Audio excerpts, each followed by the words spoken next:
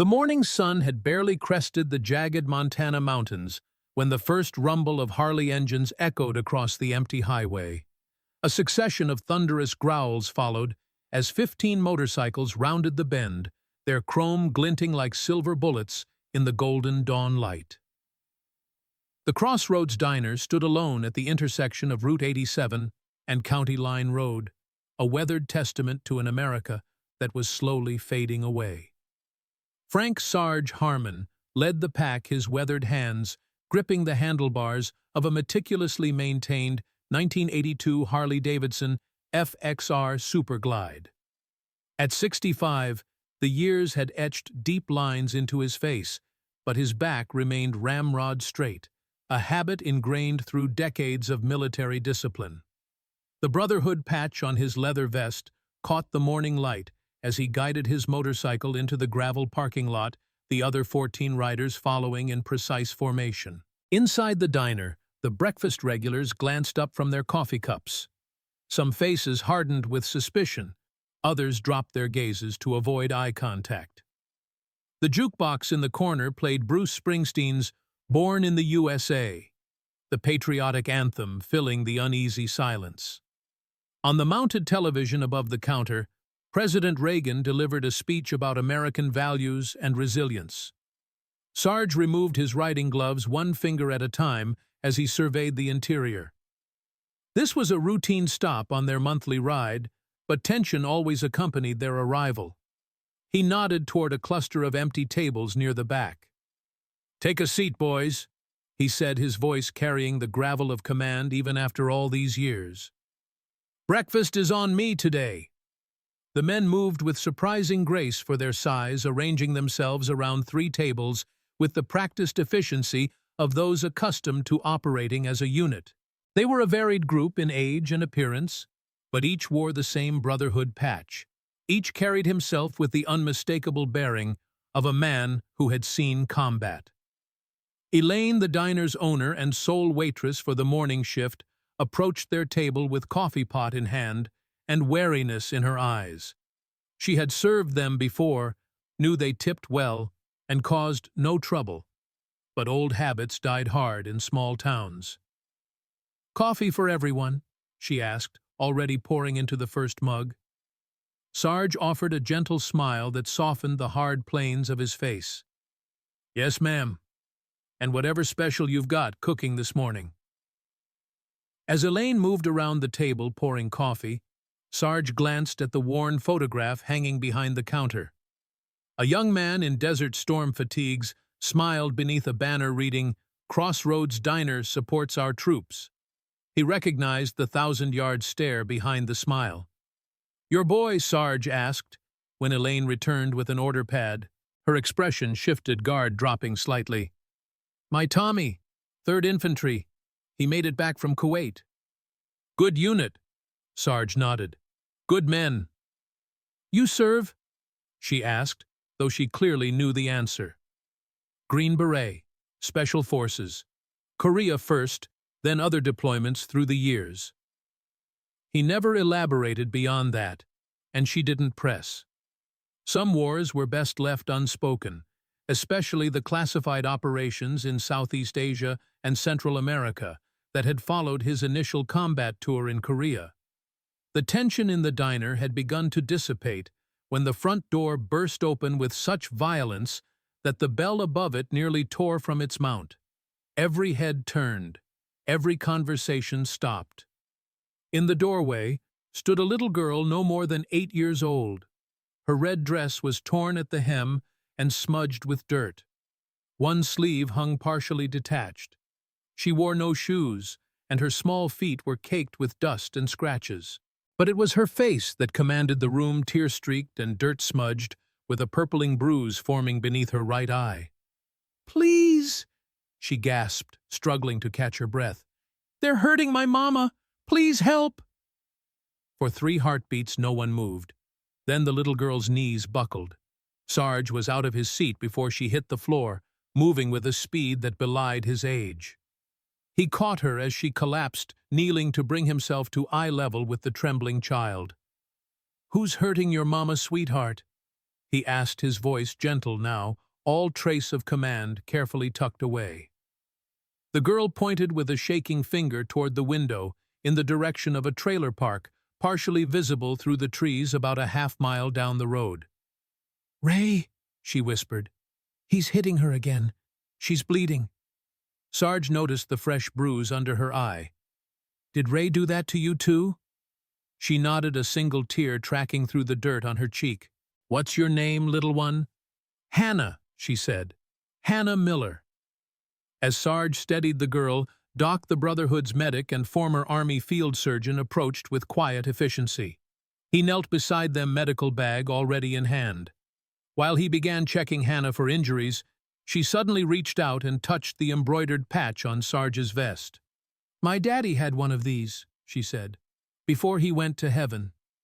Sarge and Doc exchanged glances. "Your daddy was military." Hannah nodded. "Mommy keeps his uniform in a special box. She cries when she looks at it." Doc gently examined the bruise on her face, while Sarge kept her attention. "Your daddy was a brave man then." "Mommy says he was a hero. Ray says he was stupid." Her little face hardened with an anger no child should know. "I hate Ray." As Doc continued his examination, Sarge glanced back at his men. They sat perfectly still, watching with expressions that had gone from relaxed to predatory in seconds. Men who had seen the worst humanity had to offer and recognized the signs. "Hannah, how far did you run to get here?" Doc asked, checking her feet. "I don't know. Ray was sleeping after he hit Mommy. I snuck out the back door." "Brave girl," Sarge said, meaning it. He looked up at Elaine, who had moved closer, coffee pot still clutched in her hand. "You know this Ray?" "Ray Dawson," she said tightly. "Ex-military police. Works security at the mine now. Got a mean streak when he drinks." Sarge nodded once decision made. He turned back to Hannah. "We're going to help your mom. Doc here is going to make sure you're okay while we do that." He stood his knees, protesting the movement, and addressed his men. "Bear Hawk Wolf, you're with me. Snake, call the sheriff, tell him domestic at the trailer park. Doc, you stay with the girl. Everyone else stand by for my call." The men moved immediately, no questions asked. Decades might have passed since they'd served in uniform, but the chain of command remained unbroken in the Brotherhood. Bear, a mountain of a man with a full gray beard, spoke as he rose. "Rules of engagement, Sarge." It wasn't a question about legality. It was about how far they could go. Sarge pulled his riding gloves back on. "Protect the innocent. Neutralize the threat.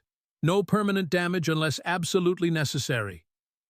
4 men strode toward the door, while Doc stayed with Hannah, already pulling antiseptic wipes from his medical bag to clean her feet. Elaine appeared with a glass of orange juice and set it before the little girl. "Take care of her," Sarge told Doc. "We'll handle the rest." Outside, the morning had fully bloomed the Montana sky, an impossible blue above the pine-covered mountains. Sarge mounted his Harley, the familiar vibration of the engine between his legs, centering him as it had for decades. The other 3 followed suit, engines growling to life in quick succession. 2x2 formation," Sarge called out. "Bear with me, Wolf and Hawk behind. Standard approach. If he's armed, I take point." They pulled out of the parking lot in perfect order, 4 aging warriors on iron horses, heading toward a battle most would avoid. As they rode, Sarge felt the familiar calm settling over him, the clarity that always came before action. It had been this way since his first deployment, this strange peace amid chaos. His mind flashed back to another time, another rescue. Korea, 1953. The frozen Chosin Reservoir. 18 men pinned down by enemy fire. Sarge, then Lieutenant Harmon, leading a 6-man team through a blizzard to reach them. 3 days of fighting through snow and hostiles, living on frozen rations and melted snow. 11 men made it out alive. A silver star he never wore. Sheriff Tom Miller had been there too, a young sniper with nerves of steel who'd saved Sarge's life twice during that operation. Now he wore a badge in Madison County, choosing to uphold the law through official channels, while Sarge had taken a different path. Their friendship had survived Korea, but had been strained by their divergent approaches to justice in the decades since. The memories came less frequently now, but they never lost their edge. Sometimes it was Korea. Sometimes it was other places where special forces operated without acknowledgement. Black Ops deniable missions. Work that left scars no one ever saw. The trailer park appeared ahead, a collection of mobile homes in varying states of disrepair. Most had attempted some form of personalization. Flower boxes, painted shutters, miniature garden gnomes standing sentinel beside gravel paths. Efforts to transform temporary housing into permanent homes. Sarge slowed his motorcycle and signaled the others to reduce speed. Number 17. Elaine had told them before they left. Blue trim broken screen door. They found it easily enough, one of the shabbier units near the back of the park. A late-model Ford pickup truck sat in the gravel drive, its glossy black paint job a stark contrast to the faded trailer. Beer cans littered the small yard. The screen door hung at an angle, one hinge completely separated from the frame. Sarge pulled his Harley to a stop and cut the engine. The others followed suit, the sudden silence heavy with anticipation. From inside the trailer came the sound of breaking glass, followed by a woman's muffled cry. "Bear, take the back," Sarge ordered. "Hawk, cover the truck in case he bolts. Wolf with me at the front." Bear, who had served as a Force Recon Marine before joining the Brotherhood, nodded once and disappeared around the side of the trailer with surprising stealth for a man his size. Wolf, a former Army Ranger with silver-streaked black hair, took position beside Sarge. They approached the front door without attempting to disguise their presence. Sarge had learned long ago that surprise was sometimes less effective than intimidation. He knocked 3 times hard enough to rattle the flimsy aluminum door in its frame. "Ray Dawson," he called, voice pitched to carry. "Open the door." The sounds from inside ceased abruptly. Footsteps approached, heavy and uneven. The door swung open to reveal a man in his early 40s, muscular but running to fat around the middle. His white tank top was stained with beer and what looked suspiciously like blood. His eyes were bloodshot, his expression transitioning rapidly from anger to wariness as he registered the 2 leather-clad men on his doorstep. "The hell are you?" Ray demanded, attempting bravado despite the slight slur in his words. Sarge held his gaze. "The little girl made it to the diner. We're here for her mother." Ray's face darkened. "That little bitch ran off? This is private property. Get the hell out of here before I call the cops." "Already called them," Sarge replied evenly. "They're on their way. Now step aside." "Like hell I will," Ray snarled, starting to push the door closed. Sarge's boot intercepted the door with practiced precision. "The girl says her mother is bleeding. We can do this easy or hard, but either way we're coming in." Ray hesitated, weighing his options through the fog of alcohol and anger. Something in Sarge's eyes must have registered, because he took a half-step back. It was all the opening Sarge needed. He pushed forward into the trailer, Wolf right behind him. The interior was dark and cluttered blinds drawn against the morning light.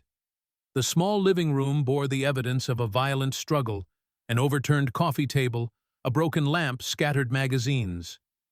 The television played to an empty room, a daytime game show host's cheerful voice, a surreal counterpoint to the scene. A soft whimpering sound drew their attention to the kitchen area. A woman lay crumpled against the base of the refrigerator, one arm raised protectively over her face. Blood trickled from her nose and a cut on her forehead. Her blonde hair, so like her daughter's, was matted with sweat and blood. Wolf moved toward her immediately, while Sarge kept his attention on Ray, who had backed up against the wall, hands clenching and unclenching at his sides. "Carla," Wolf said softly, kneeling beside the woman. "Hannah sent us. We're here to help." At the mention of her daughter's name, the woman lowered her arm slightly. "Hannah, is she safe?" "She's fine," Wolf assured her. "She's at the diner with our medic." Brave kid you've got. Relief washed over Carla's features, followed immediately by fear as she glanced toward Ray. You need to go. He'll only get worse when you leave. We're not leaving without you, Wolf said firmly. Ray took a step forward. The hell she's going anywhere. This is my house. She's my... Finish that sentence, and you'll be picking your teeth up off the floor, Sarge said quietly. There was no anger in his voice, no threat, just the absolute certainty of a promise. Ray faltered, then rallied. You don't know who you're dealing with, old man. I was military police, Fort Bragg. Sarge allowed himself a small, cold smile. I know exactly who you are, Specialist Raymond Dawson. Dishonorable discharge 1980. Conduct unbecoming. 2 domestic violence charges dropped because your victims wouldn't testify. Ray's eyes widened slightly. How did you... I ran training operations at Bragg in '79 during my last active duty assignment, Command Sergeant Major 7th Special Forces Group. You wouldn't remember me, but I was briefed on all troublemakers in base security. I made it a point to know the bad apples. The revelation landed like a physical blow. Ray's face drained of color, the false bravado evaporating. Military police feared few things more than Special Forces operators, and for good reason. This is still my house, Ray insisted, but his voice had lost its edge. Not for long, came Bear's rumbling bass from the back door. He stepped into the kitchen, filling the doorway with his massive frame.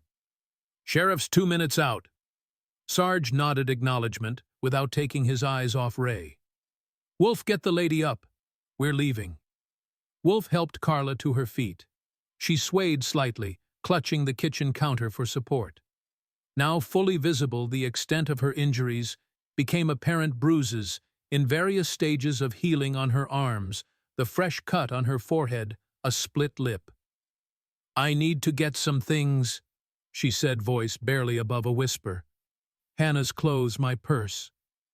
Bear will help you, Sarge said. Be quick. As Bear accompanied Carla down the narrow hallway toward the bedrooms, Ray made his move. Perhaps it was the alcohol clouding his judgment. Perhaps it was the humiliation. Whatever the reason, he lunged toward the kitchen drawer nearest him and wrenched it open. Sarge moved with the speed that had kept him alive through 3 decades of conflict. His hand clamped around Ray's wrist before the younger man could reach whatever weapon he sought. With practiced efficiency, Sarge twisted the arm behind Ray's back and forced him face first against the refrigerator. That was stupid, Sarge said conversationally, applying just enough pressure to maintain control without causing permanent damage. He glanced into the open drawer, noting the revolver inside. Especially for a man with a record. That looks like a Smith & Wesson Model 66. Nice weapon. Illegal for you to own with that dishonorable. Ray struggled briefly, then went still as Sarge increased the pressure on his wrist. Wolf moved to the drawer and removed the revolver, checking it with professional ease before securing it in his jacket. Evidence, he said simply, From the front of this trailer came the distinctive wail of approaching sirens. Moments later, Bear and Carla emerged from the hallway, Carla clutching a small duffel bag and her purse. Let's move, Sarge ordered. Wolf, escort the lady to your bike. Bear with me. As Wolf guided Carla toward the front door, Ray twisted his head to look back at her. You leave now. Don't bother coming back. You and that brat are done here. Carla paused, her back straightening almost imperceptibly. When she turned, something had changed in her expression. The fear remained, but alongside it now burned a small spark of defiance. My husband gave his life for this country, she said, voice stronger than before. He was worth 100 of you. She walked out without waiting for a response, Wolf close behind her. Sarge released Ray with a shove that sent him stumbling across the kitchen. The sheriff can deal with you now. We've got more important things to do. Outside, 2 police cruisers pulled into the gravel drive, lights flashing. From the lead vehicle emerged Sheriff Thomas Miller, a lean man in his early 60s, with the weathered complexion of someone who spent most of his life outdoors. He surveyed the scene with a practiced eye, the four motorcycles, Wolf helping Carla toward them, Sarge and Bear emerging from the trailer. "Frank Harmon," the sheriff said, a complex mixture of emotions crossing his features. "Should have known you'd be involved when dispatch said brotherhood." Sarge nodded once in greeting. "Tom, been a while. Chosen wasn't long enough." There was no humor in the question, just the weight of shared history and divergent paths. "Apparently not." The two men stared at each other, decades of history flowing between them like an electric current. Once brothers in arms, now representatives of two different approaches to justice, one working within the system, the other operating outside it when necessary. Their fundamental disagreement had begun after Korea, when Sarge had chosen to continue with Special Forces, while Miller had returned to civilian life, eventually becoming a lawman committed to working within established rules. Then the sheriff sighed and turned his attention to his deputy, a younger man who had exited the second cruiser. "Johnson, check on the lady. See if she needs medical attention." As the deputy moved toward Carla, the sheriff returned his gaze to Sarge. "Want to tell me what happened here?" "Little girl came into the diner all beat up, said her mother was being attacked. We responded. Vigilante justice isn't how we do things in Madison County." "Justice had nothing to do with it," Sarge replied evenly. "Protection of the innocent. Something we both swore an oath to do, if I recall." The sheriff's jaw tightened, but he didn't dispute the point. "Ray in there? Armed and dangerous. Got a Smith & Wesson in the kitchen drawer. Wolf confiscated it for safety, but you'll want it for evidence. Felon in possession." Sheriff Miller nodded to his second deputy. "Collins, secure the suspect. Use caution." As the deputy headed toward the trailer, the sheriff lowered his voice. "This is going to be a mess, Frank. Ray's got friends at the mine. Union rep. They won't take kindly to the Brotherhood rolling in like some motorcycle gang." "We're not a gang," Sarge said flatly. "We're veterans, and we don't stand by while women and children get beaten." "Neither do I," the sheriff shot back. "But there are procedures, laws. Laws that would have helped after she was dead. The girl ran 2 miles for help, Tom, barefoot." Something in the sheriff's expression shifted. 2 miles through the woods. "Little soldier, that one. Said her daddy was military." The sheriff removed his hat, running a hand through thinning gray hair. "Robert Miller, 75th Ranger Regiment. Killed in Grenada. Left behind a wife and daughter." Sarge absorbed this information with a slight nod. Rangers were elite soldiers worthy of respect. "The boy was one of yours then." "He was," Sheriff Miller confirmed. "Good man. Solid. Born and raised here. Went into the army to escape the mine, make something of himself. Carla took it hard when he died. Started seeing Ray about 2 years back. We all hoped it would work out." Behind them, the deputy emerged from the trailer with Ray in handcuffs, the latter cursing steadily under his breath. Ray's eyes locked on Carla, who was giving her statement to the other deputy. "You're dead, bitch," Ray shouted, struggling against the deputy's hold. "You hear me, dead?" Sheriff Miller turned sharply. "Get him in the car, Collins, now!" As the deputy wrestled the still shouting Ray toward the cruiser, the sheriff returned his attention to Sarge. "I need statements from all of you, and I need you to stand down after this. Let the law handle it." "We're not looking for trouble, Tom." "No, but you sure as hell find it." The sheriff sighed heavily. "I know what the Brotherhood stands for. I respect it. But this isn't a war zone. Felt like one to the girl and her mother." Before the sheriff could respond, a commotion erupted at the patrol car. Ray had managed to break free from the deputy and was charging toward Carla, face contorted with rage. Bear moved to intercept, but Hawk was closer, stepping directly into Ray's path. The collision was brief and decisive.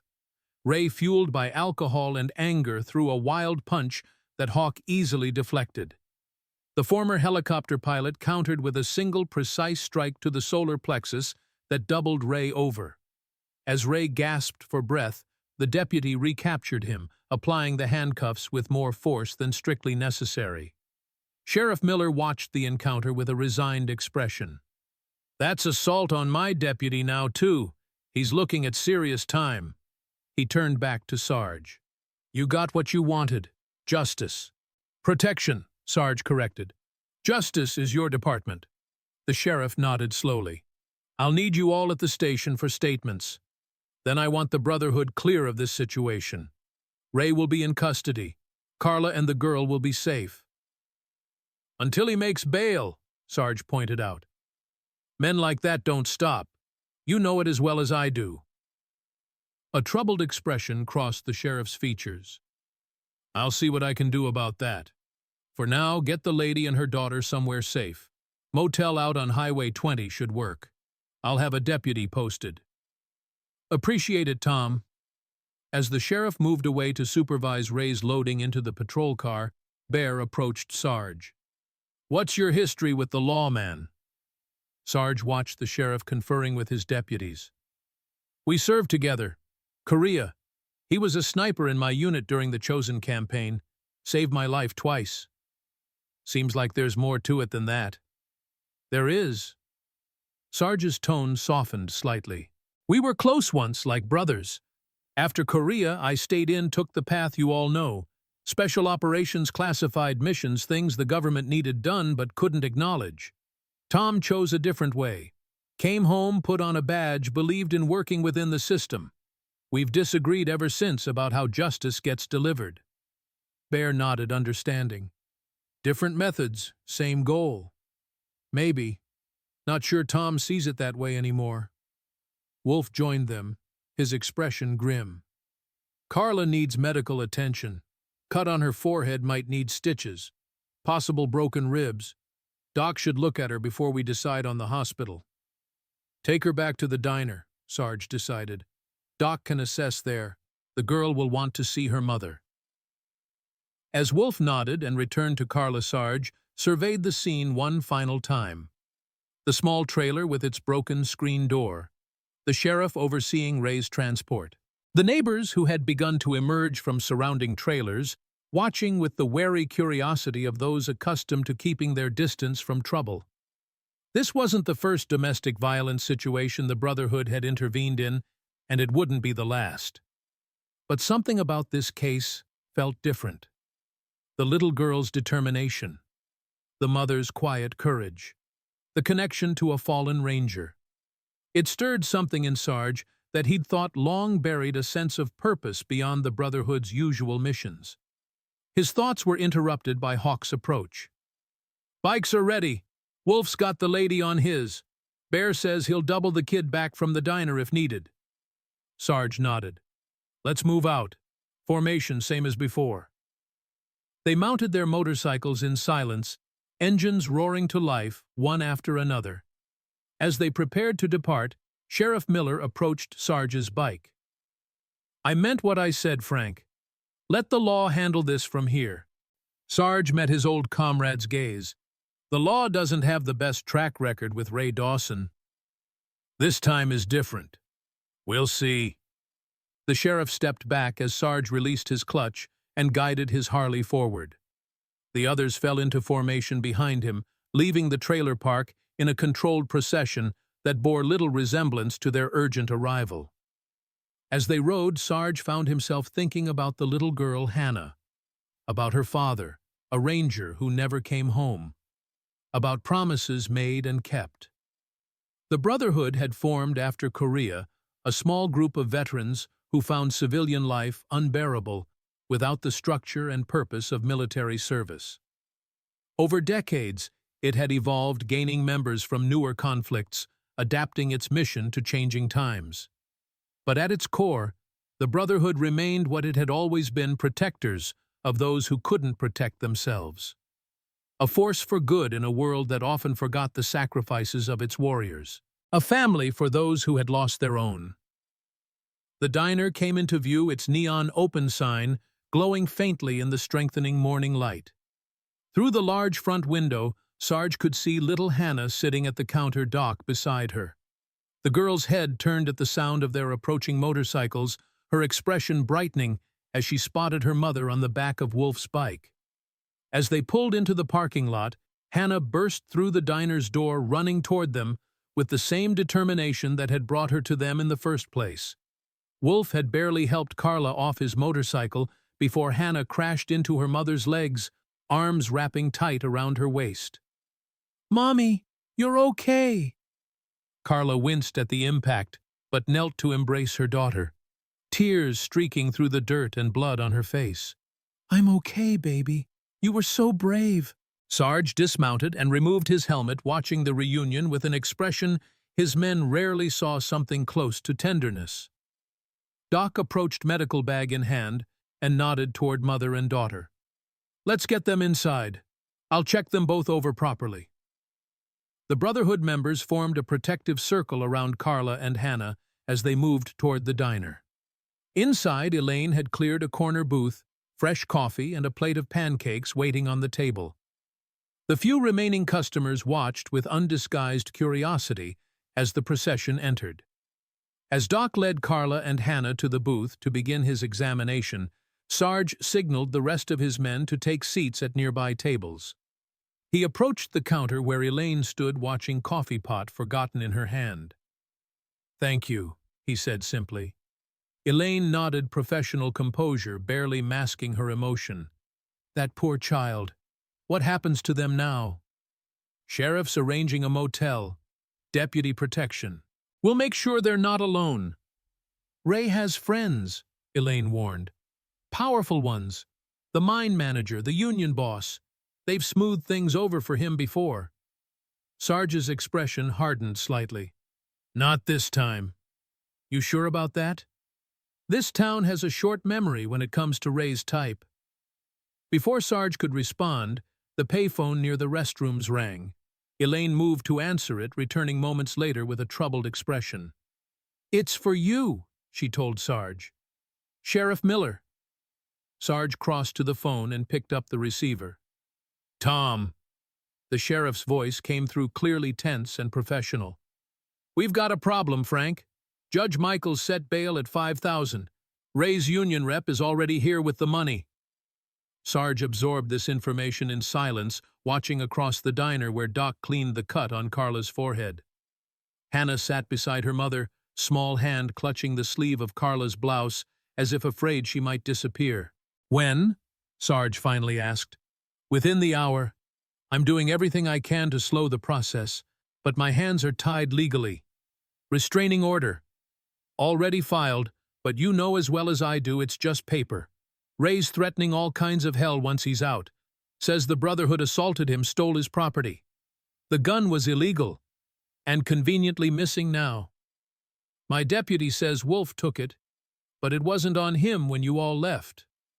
Sarge glanced toward Wolf, who met his gaze with a slight nod. The gun was secure, evidence preserved. "We'll handle it," Sarge said. "That's what I'm afraid of." The sheriff's voice lowered. "Listen, Frank. We're not in Korea anymore. This isn't enemy territory. There are rules here. Rules that let men like Ray walk free. Sometimes. That's the system we fought for."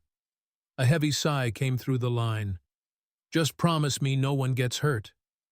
"I promise Ray won't hurt them again." The sheriff's silence spoke volumes about what he heard in those carefully chosen words. "I'll have a deputy at the motel," he finally said. "Room 14 at the Pinewood out on Highway 20. He'll stay as long as I can spare him." "Appreciated, Tom." "Frank," the sheriff added, just as Sarge was about to hang up. "The Brotherhood does good work.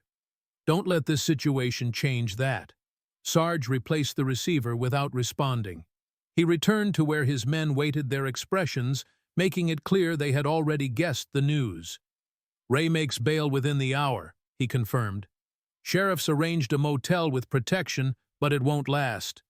Bear leaned forward, massive forearms resting on the table. "What's the play, Sarge?"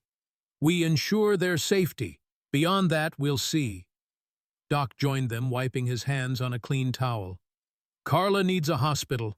3 cracked ribs, possible concussion that cut, needs stitches. The little one is mostly exhausted and dehydrated, but she's got her share of bruises too. Sarge nodded. Bearhawk, escort them to County General. Stay with them until they're discharged. Wolf, you and I will check out this motel, make sure it's secure. As the men acknowledged their assignments, Sarge crossed to the booth where Carla sat with Hannah. The little girl had fallen asleep against her mother's side, physical and emotional exhaustion finally taking their toll. Carla looked up as Sarge approached, her expression a complex mixture of gratitude and fear. "Sheriff called," Sarge said quietly. "Ray's making bail soon." The color drained from Carla's face. "He'll come for us. He always does." "Not this time." Sarge kept his voice gentle but firm. "Doc says you need a hospital. Bear and Hawk will take you, stay with you. The sheriff's arranged a motel after that with a deputy posted." "It won't stop him," Carla whispered unconsciously, tightening her arm around her sleeping daughter. "You don't know Ray. I know men like him. Bullies, cowards at heart." Carla shook her head slightly. "He wasn't always like this. After he got discharged, something broke in him. The drinking got worse. The anger." She looked down at Hannah. "Robert, my husband, was nothing like him. He was kind, gentle with Hannah." Sarge studied the woman before him. Beneath the bruises and fear, he saw the same steel that had brought her daughter running barefoot through the woods to find help. The same determination that had allowed her to endure to protect her child as best she could. "Your husband," Sarge said carefully. "He was 75th Ranger Regiment." Carla's eyes widened slightly. "How did you know?" "Sheriff mentioned it. Said he was killed in Grenada. Operation Urgent Fury." Carla's voice took on the practiced steadiness of military spouses who had recited the details of their loss countless times. "October 1983. Hannah was 5. Sarge nodded. He remembered the operation well. Special forces had been involved alongside the Rangers. "He died with honor." "Honor doesn't keep you warm at night," Carla said softly. "Doesn't help raise a daughter." The words hung between them, heavy with a truth few civilians could understand. The cost of service extended far beyond the warriors themselves. "The Brotherhood looks after its own," Sarge said finally. "Your husband was one of us in the larger sense. That makes you and Hannah family." For the first time, something like hope flickered in Carla's eyes. "Why would you do that? You don't even know us." "Because it's what we do. It's why we exist." Sarge glanced at Hannah, seeing in her sleeping face the echo of another child from another time, a child he couldn't save. "Let Doc and the boys take you to the hospital. Get fixed up. We'll handle the rest." As Sarge returned to his men, he found them watching him with the quiet expectation of soldiers awaiting orders. They had heard enough to understand the situation to recognize what was coming. It wasn't the first time the Brotherhood had stood between predator and prey, nor would it be the last. But something in Sarge's bearing told them this case was different. Personal in a way few were. The set of his shoulders, the coldness in his eyes, signs they had learned to read over years of riding together, fighting together, surviving together.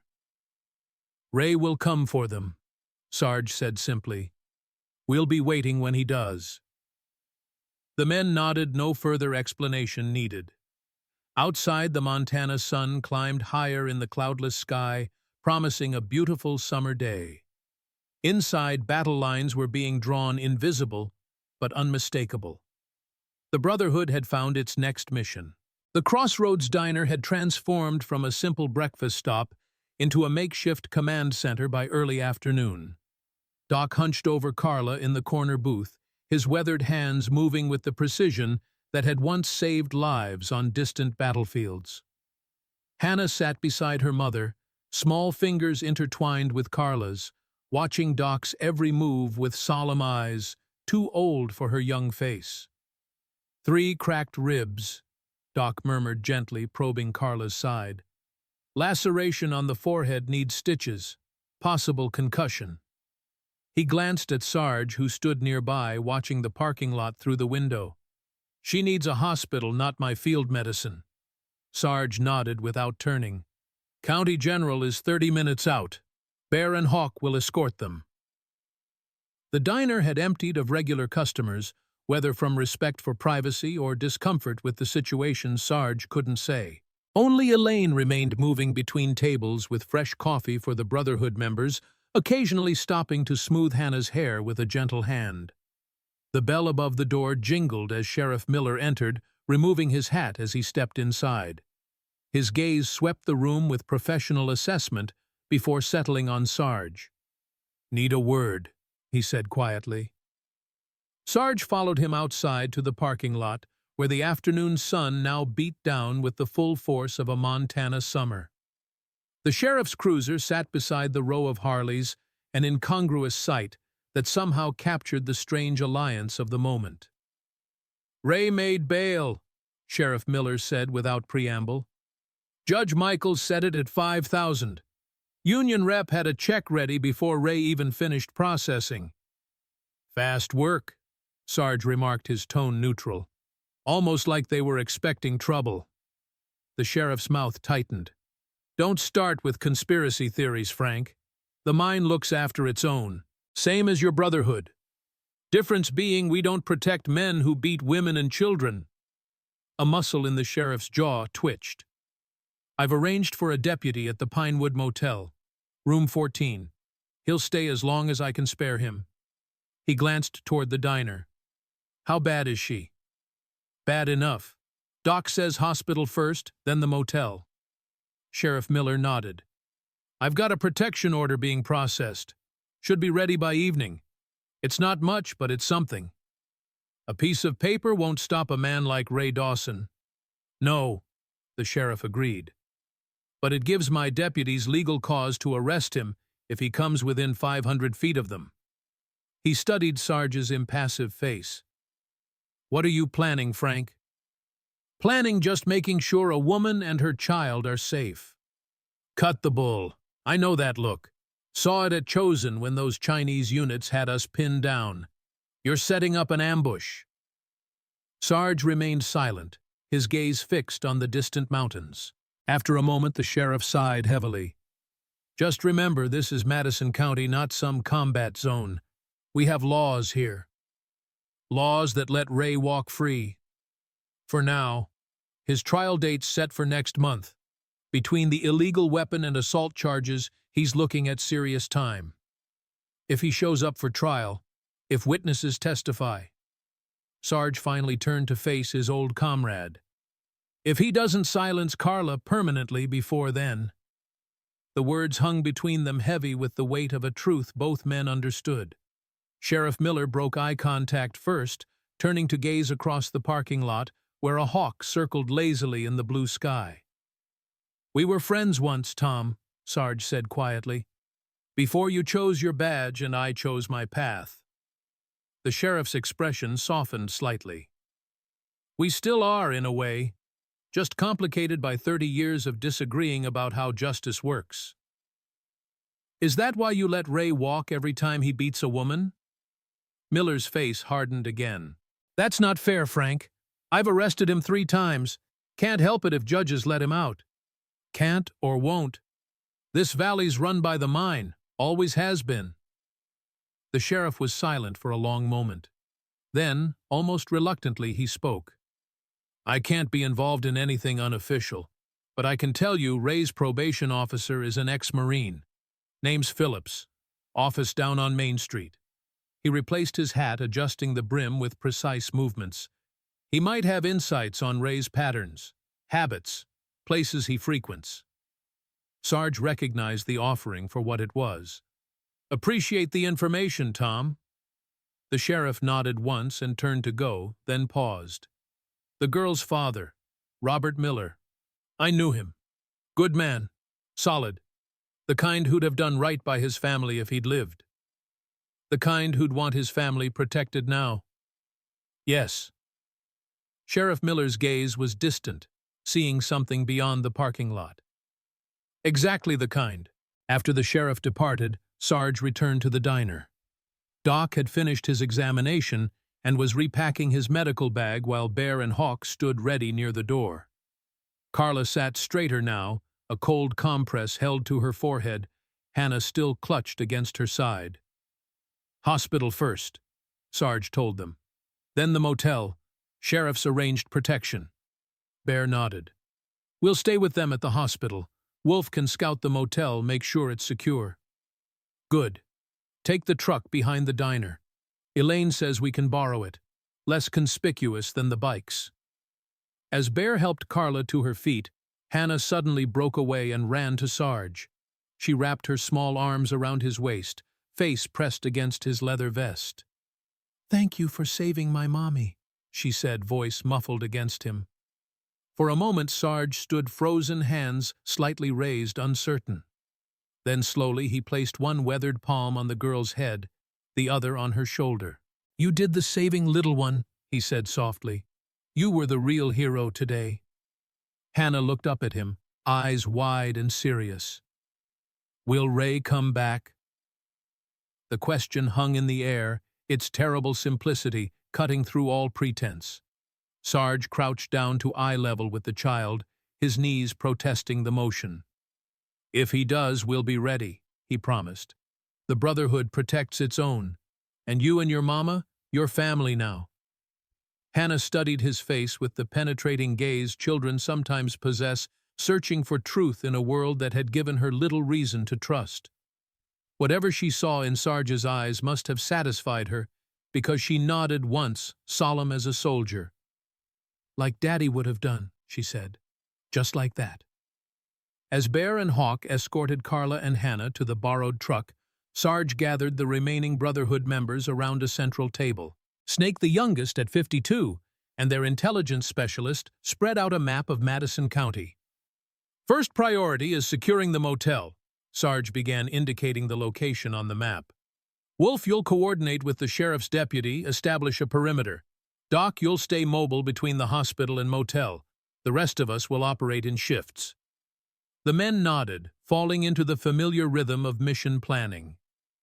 This wasn't their first protection detail, though usually it involved fellow veterans struggling with PTSD or homelessness, not a domestic violence situation. "What about Ray?"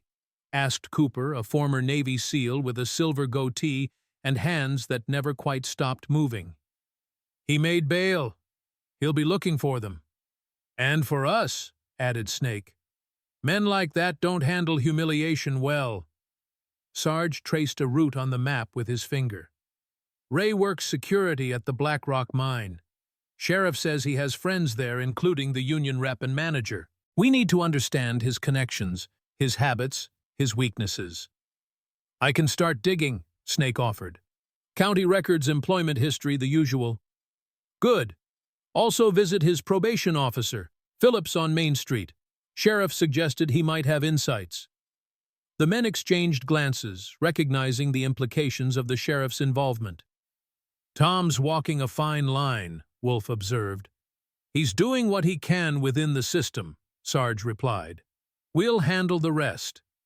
As the meeting concluded, and the men prepared to disperse to their assignments, Elaine approached with a tray of sandwiches and a pot of fresh coffee. "On the house," she said, setting them down. "Least I can do." Sarge thanked her with a nod. "We appreciate the use of your truck. Like I told the sheriff, that little girl reminds me of my granddaughter." Elaine's expression hardened. "And Ray Dawson's been trouble since he moved here 3 years back. Previous girlfriend left town with a broken jaw. Nobody did anything then either." "Pattern of behavior," Snake murmured, making a note. "You men be careful," Elaine continued. "Ray's got friends at the mine. Big operation around here. Lots of influence." "We've faced worse odds," Sarge assured her. After a quick meal, the Brotherhood members departed for their assignments. Snake headed downtown to visit the probation office and county records. Wolf left for the Pinewood Motel to assess security. Doc followed Bear and Hawk to the hospital. The remaining members established a rotation for surveillance and support. Sarge remained at the diner using the payphone to check in with other Brotherhood chapters in neighboring counties. If things escalated, they might need reinforcements. By mid-afternoon, the diner had resumed its normal business, though Elaine kept the corner booth reserved for Brotherhood members coming and going. The phone rang just after 3 o'clock. Elaine answered, then beckoned to Sarge. "Hospital," she said, handing him the receiver. "Report," Sarge said by way of greeting. Doc's voice came through calm and professional. "Carla's being treated. 3 cracked ribs confirmed 14 stitches in the forehead laceration, mild concussion. They're keeping her overnight for observation. And the girl? Minor contusions, exhaustion, slight dehydration. Otherwise physically okay. Won't leave her mother's side. Bear and Hawk are taking turns standing watch. Any sign of Ray or his friends? Negative so far. Sheriff has a deputy posted outside the room. Hospital staff have been notified not to give information to anyone asking about them. Good. Stay alert. We'll rotate Wolf to you at 1800 hours. After hanging up, Sarge checked his watch. Nearly time to meet Snake at the county office for an update on Ray's background. He was reaching for his riding gloves when the diner's door opened and a man in a mine security uniform entered. Sarge recognized the calculated swagger, the deliberate scanning of the room. Not Ray, but cut from the same cloth. The man spotted Sarge and approached, hand resting casually near his hip, where a company-issued sidearm would typically be holstered. Today the holster was empty.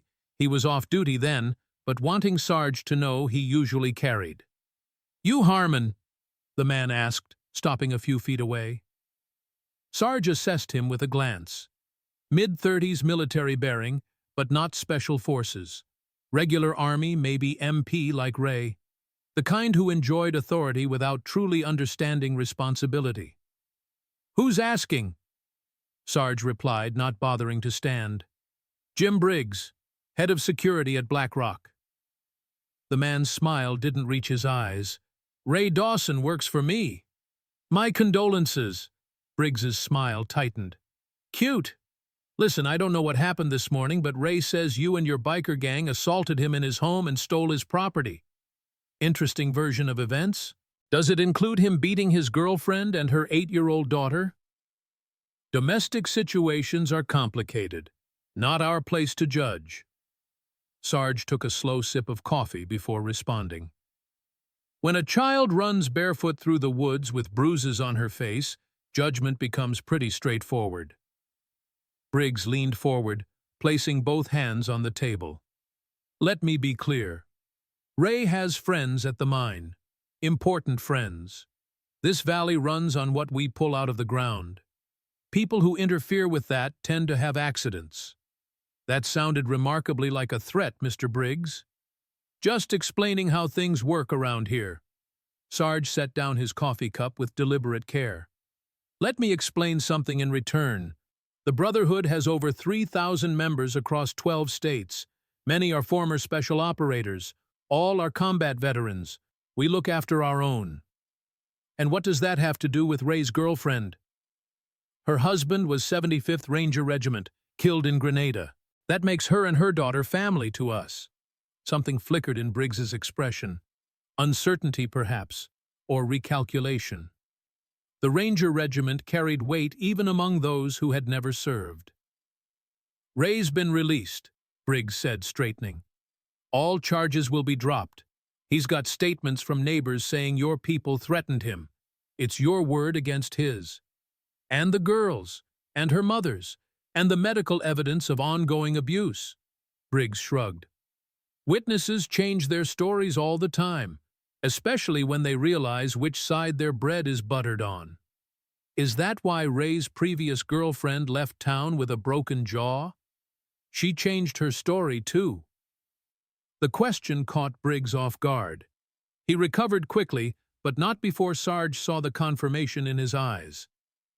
"Stay away from Ray," Briggs warned, "and tell the woman to come home where she belongs. This doesn't have to get ugly." "It already got ugly when a child was beaten," Sarge replied. "Now it's just a question of who pays for it." Briggs held his gaze for a moment longer, then turned to leave. At the door, he paused. "War's over, old man. You and your buddies aren't calling the shots anymore." After he departed, Elaine appeared with a fresh pot of coffee. "Trouble? Nothing we can't handle," Sarge assured her, though his mind was already calculating the new variables. If the mine management was actively protecting Ray, the situation was more complicated than a simple domestic violence case. He was still considering the implications when Snake returned carrying a thick folder of documents. The former intelligence officer's expression was grim as he slid into the booth opposite Sarge. Ray's probation officer was surprisingly forthcoming. Snake began opening the folder. "Seems he's no fan of our Mr. Dawson. Phillips served with 3rd Marines in Korea, lost a sister to domestic violence in '78.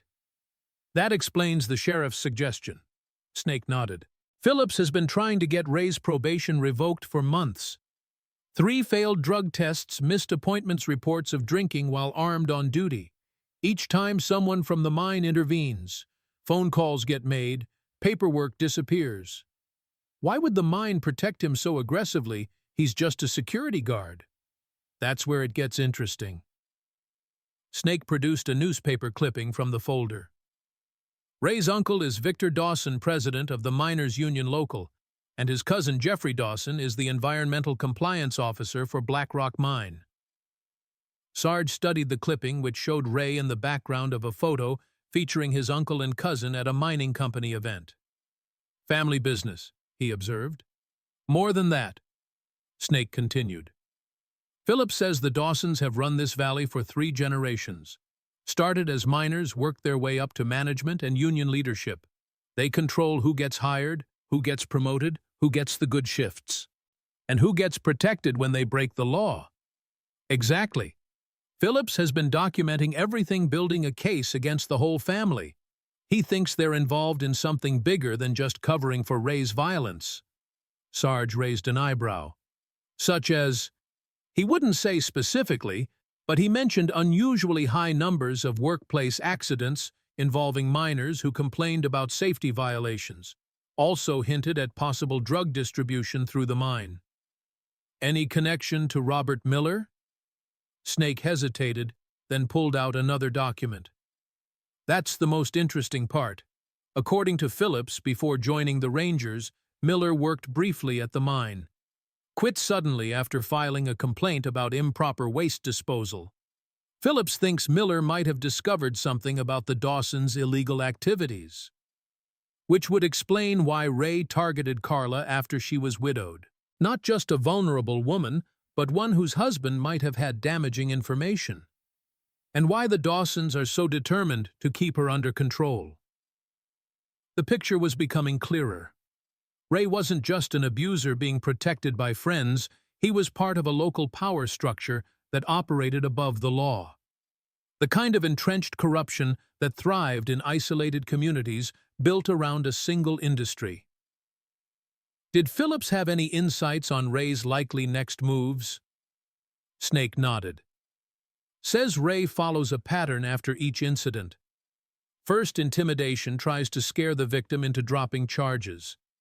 If that doesn't work, he escalates to direct threats, then violence. Never faces consequences because witnesses either recant or disappear. Timeline. Fast. Phillips says he never waits more than 48 hours after release to make contact with his victim. Thinks anyone who stands up to him is challenging his manhood." Sarge absorbed this information mentally, adjusting their security plans. Ray's colleague Briggs just stopped by, delivered what amounted to a warning to back off. Snake's expression darkened. "Already starting the intimidation phase, then?" "Seems so."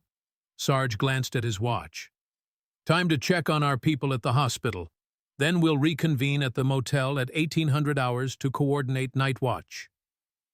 The County General Hospital sat on the outskirts of town, a modest 3-story structure built in the 1960s. Sarge found Bear stationed outside Carla's room, his massive frame making the standard hospital chair look like children's furniture. The former Force Recon Marine straightened as Sarge approached. "All quiet. Bear reported. Doc's inside checking her vitals. Hawk's getting food for the kid. Any visitors? Sheriff stopped by about an hour ago. Spoke with Carla, took some photographs of her injuries for evidence. Deputies stationed at the elevator bank. Sarge nodded approval. Any sign of Ray or his associates? Nothing obvious, but the nurse at the station has taken 2 calls asking about Carla's condition. Claimed to be family, but couldn't provide correct information when questioned. Ray testing the perimeter, Sarge mused. He'll know they're here by now. Want us to move them sooner? No. Doctor wants her overnight for observation.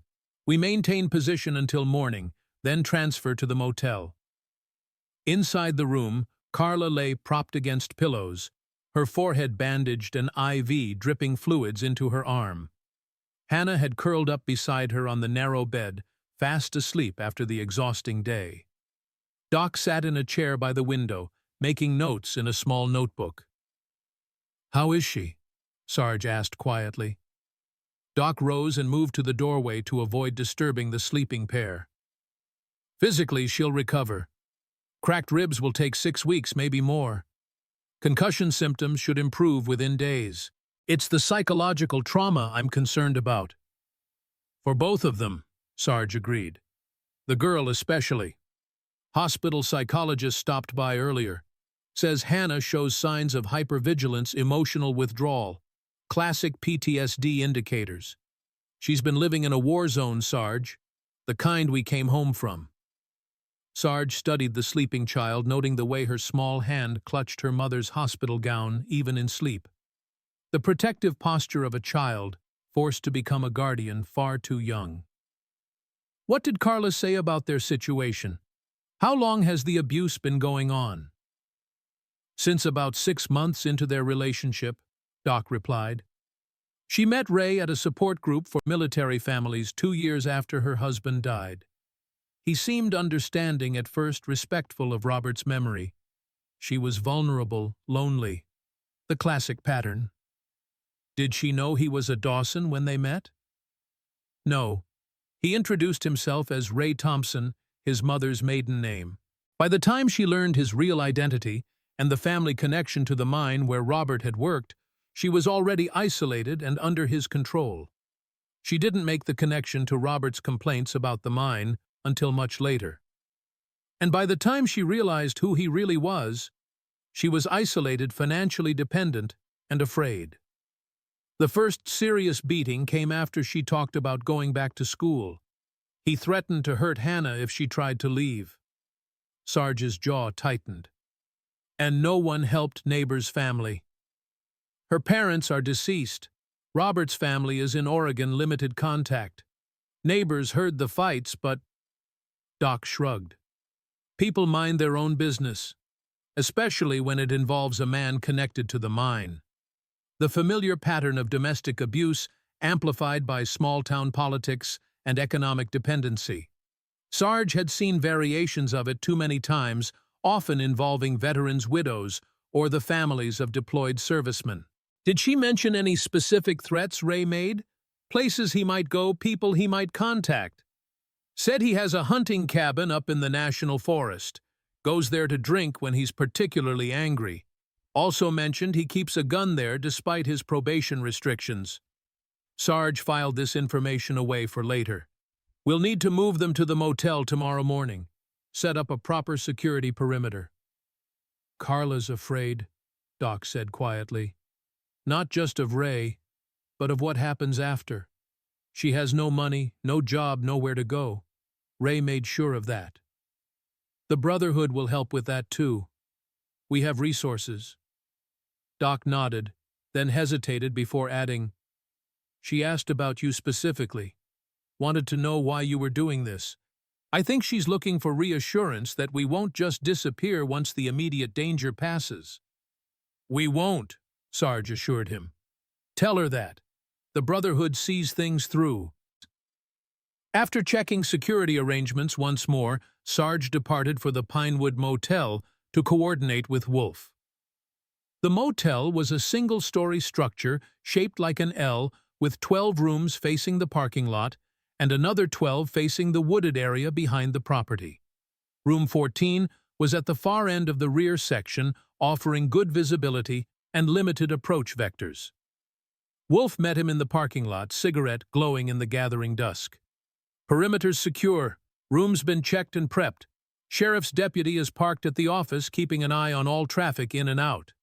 "Good. Show me what you've set up." The two men walked the property, Wolf pointing out observation points, potential vulnerabilities, emergency exits. The methodical assessment of battlefield terrain applied to a roadside motel in Montana. "Managers cooperating," Wolf added as they completed the circuit. "Vietnam vet 101st Airborne. Gave us master keys and the room next door for our use." "Excellent. Any sign of surveillance?" "Black pickup cruised by twice. Couldn't confirm if it was Ray, but definitely checking the place out."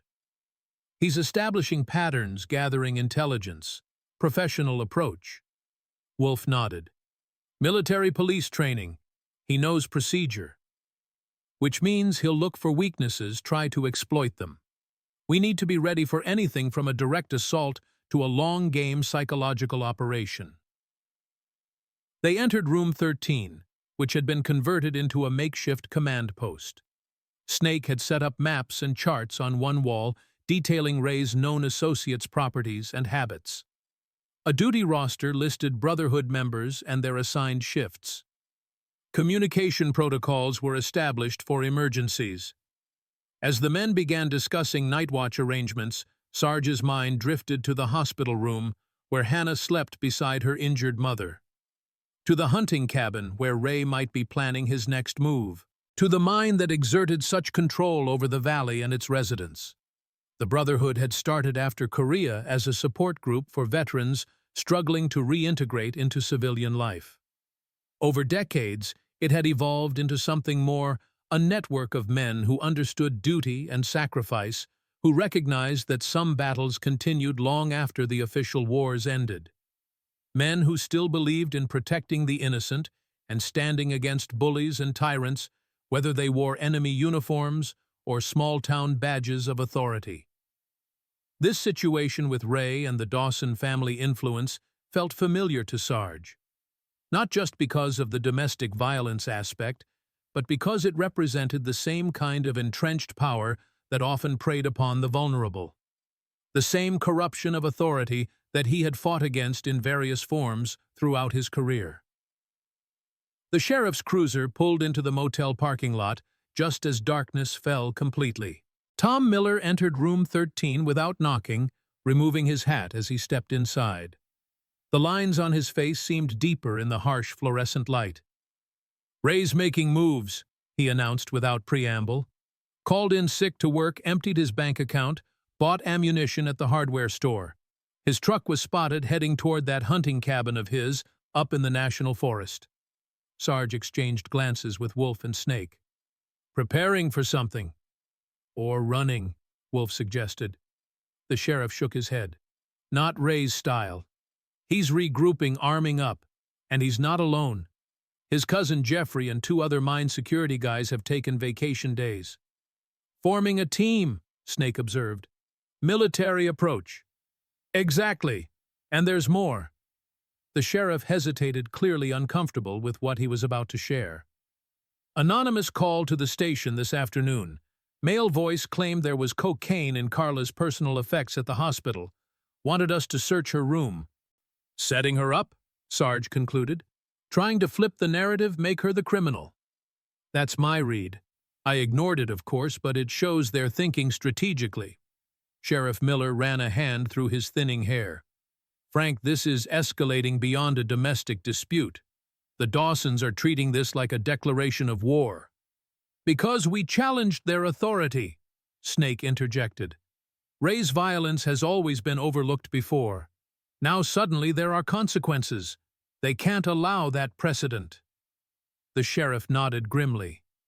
"Which is why I'm here unofficially, to tell you to be extremely careful. These people have influence beyond this valley. State politics, judicial appointments, business connections." "Sounds like you're suggesting we back down, Tom," Sarge said quietly. "No. I'm suggesting you understand what you're up against." The sheriff met his old comrade's gaze directly. "And to let you know that while I wear this badge, I'm constrained in what I can do officially. But I won't stand by if things get ugly."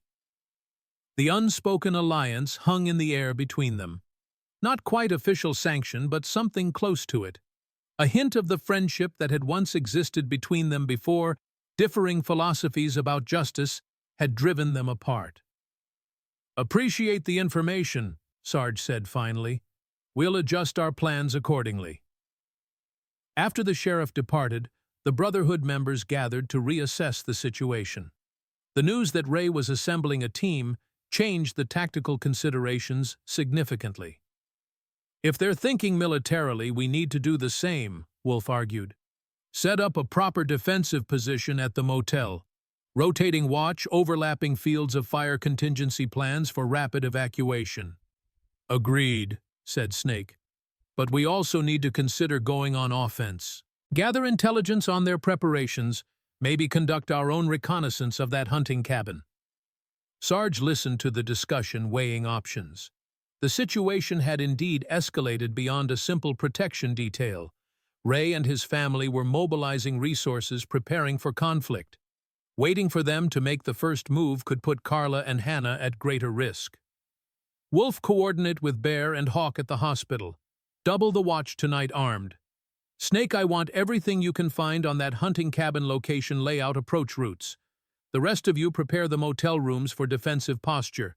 Reinforced doors, escape routes, emergency supplies." The men nodded, recognizing the shift to combat footing. "And Ray?"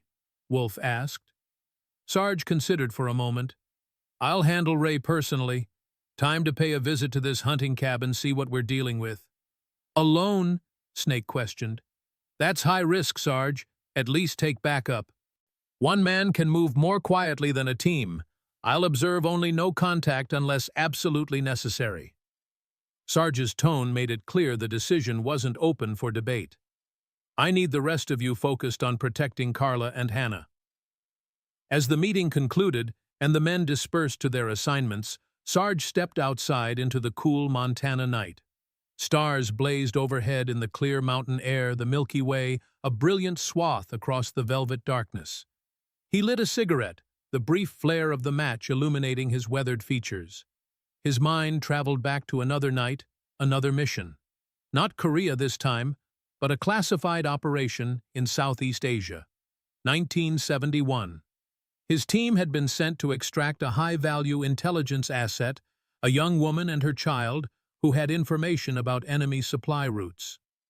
The parallels to the current situation weren't lost on him. That mission had gone wrong. Bad intelligence, unexpected resistance. The woman had died in the extraction attempt. The child had survived, but the psychological damage was severe. Sarge had carried that failure with him for decades, one of the ghosts that haunted his quieter moments. Perhaps that was why this situation with Hannah and Carla affected him so deeply. A chance at redemption to protect a mother and child as he had failed to do before. Or perhaps it was simpler than that, the natural response of a warrior who still believed in fighting for those who couldn't fight for themselves. The radio in room 13 crackled to life, drawing him from his memories. Wolf's voice came through tense and urgent. "Sarge, we've got movement at the hospital. Black pickup just arrived with 3 men. They're asking at reception for Carla's room number." Sarge crushed out his cigarette and moved quickly back inside. "Bear and Hawk in position." "Affirmative. Deputy's been alerted as well. Tell them to hold position. Observe only unless direct threat is presented. I'm on my way." As Sarge grabbed his riding gloves and keys, Snake handed him a small radio. "We'll maintain comms. Wolf is already heading to the hospital as backup."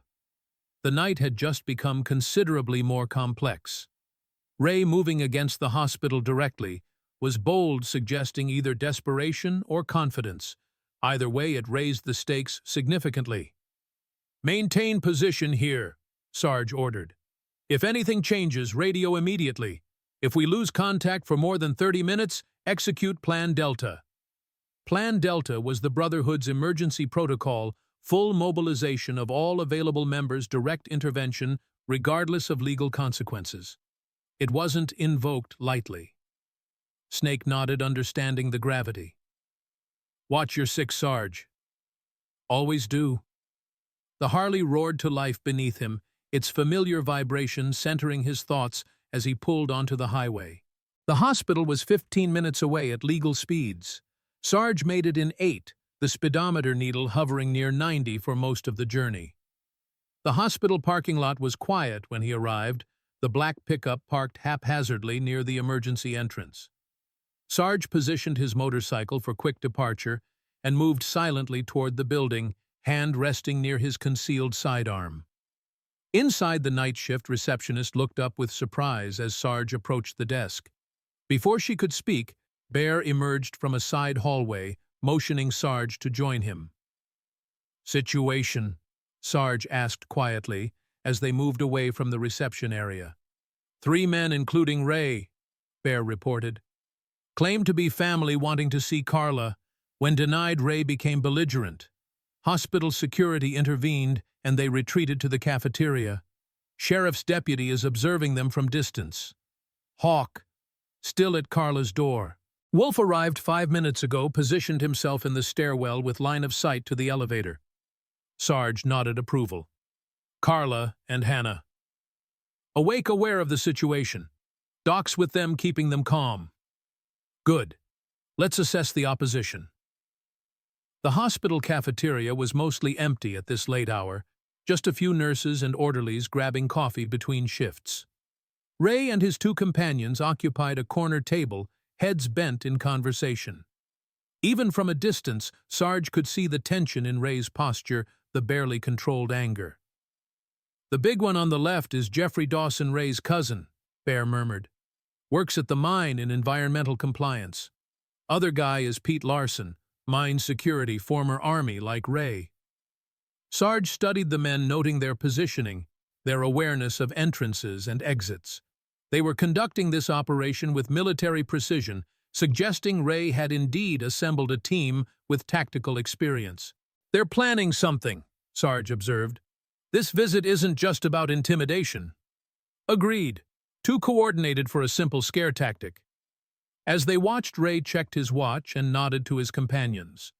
The 3 men rose and moved toward the exit, not the elevators leading to patient rooms. "They're leaving?" Bear questioned. "No," Sarge replied, understanding dawning. "This was reconnaissance. They're establishing patterns, confirming security positions." "For what?" "A more serious attempt later. Possibly a distraction technique, draw attention here while making the real move elsewhere." Sarge's mind raced through possibilities. "The motel! They know she'll be transferred there tomorrow." Bear caught on immediately. "Setting up an ambush along the transfer route. Or at the motel itself. Call Snake, have him double the watch there. I'll follow these 3, see where they go." As Bear moved away to make the call, Sarge maintained visual contact with Ray's group. They exited the hospital and climbed into the black pickup, Ray taking the wheel. The truck pulled out of the parking lot and headed west away from town. Sarge returned to his motorcycle and followed at a discreet distance, lights off, except when absolutely necessary. The pickup maintained a steady speed just below the limit, suggesting they were unaware of pursuit. After 15 minutes, they turned onto a Forest Service road, heading up into the National Forest. The hunting cabin, Sarge realized. Just as the sheriff had suggested, Ray was using it as a base of operations.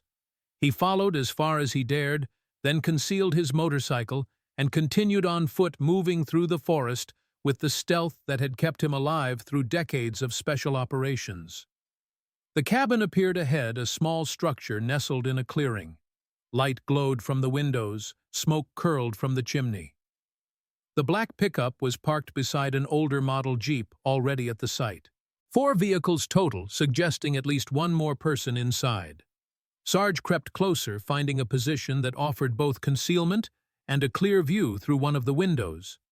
Inside, Ray paced the small main room, while 3 other men sat around a table covered with what appeared to be maps and papers.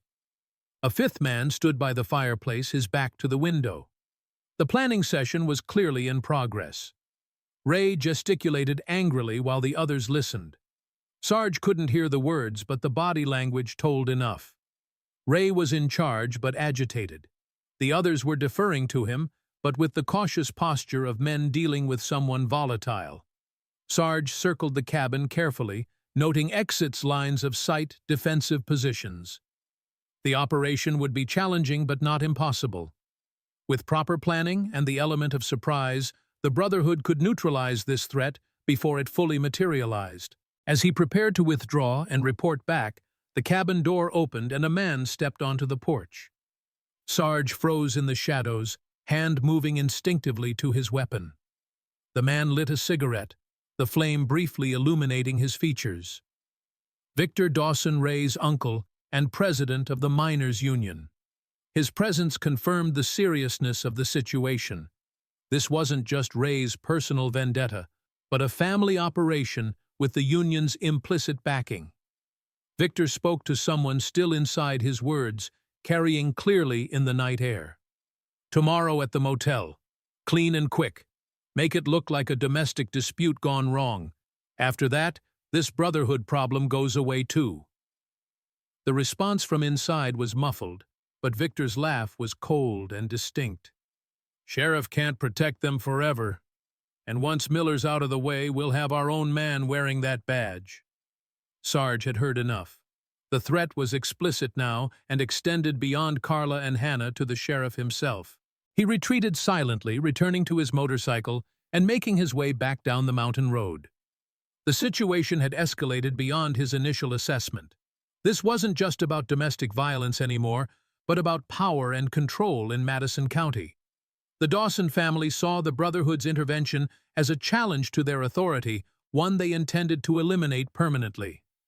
As he rode back toward the hospital, Sarge considered their options. They could evacuate Carla and Hannah, immediately move them out of the county or even the state. But that would be a temporary solution at best. Men like the Dawsons didn't give up easily, and their reach likely extended beyond Montana. No, they needed to address the root of the problem. To do that, they needed evidence proof of the Dawsons' illegal activities that even their connections couldn't overcome. And they needed to protect Carla and Hannah in the meantime. The Brotherhood had faced difficult odds before, from the frozen hills of Korea to the jungles of Southeast Asia. They had operated behind enemy lines, outmanned and outgunned, relying on training discipline and the bonds forged in combat. This battle would be different in setting only.